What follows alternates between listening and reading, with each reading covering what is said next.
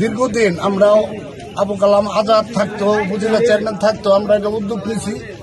এখন আমাদের এই এলাকার জনতা যারা আছে তারা আমরাও অসিষ্ট হয়ে গেছি, এবং আমাদের যে পোলাপান ছাত্র যারা আছে তারাও আপনার এটার লিপ্ত হয়ে গেছে, তারা এটা নষ্ট করছে।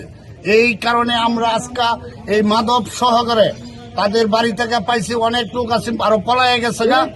এখন আমরা এটার প্রতিবাদ করছি, এবং আমাদের যে আইন শৃঙ্খলা আছে তারাও আমাদের সাথে সহযোগিতা করবে। আমাদের যে এমপি সাহেব আছে, এমপি সাহেবের কাছে আমরা এই অভিজ্ঞত আছে, এবং আমরা ফোনের কথা কইছি।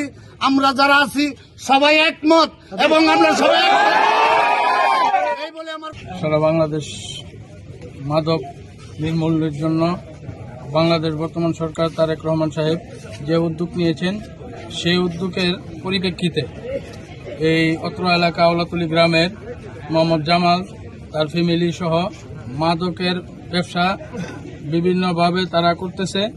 এই অত্র এলাকার যুব সমাজ একেবারে ধ্বংস হয়ে যাচ্ছে। যুবকরা ছাত্র সহ লেখাপড়া বাদ দিয়ে মাদকের দিকে আসক্ত হয়ে গেছেন। এই মাদককে নির্মূল করার জন্য আমাদের এই আওলাতুলি গ্রামের সর্বস্তরের জনগণ ধর্ম বর্ণ নির্বিশেষে, দলমত নির্বিশেষে সবাই একত্রিত হয়ে আমরা আজকে প্রতিরোধ গড়ে তুলি।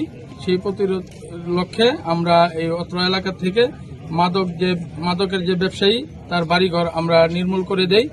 আমরা এই নির্মূল করে দেওয়ার মাধ্যমে সর্বস্তরের জনগণ আমরা একত্রিত হয়ে এই কাজটি আজকে পরিচালনা করি। এই জন্য মাদককে সকলেই না বলুন, মাদক সকলেই না বলুন।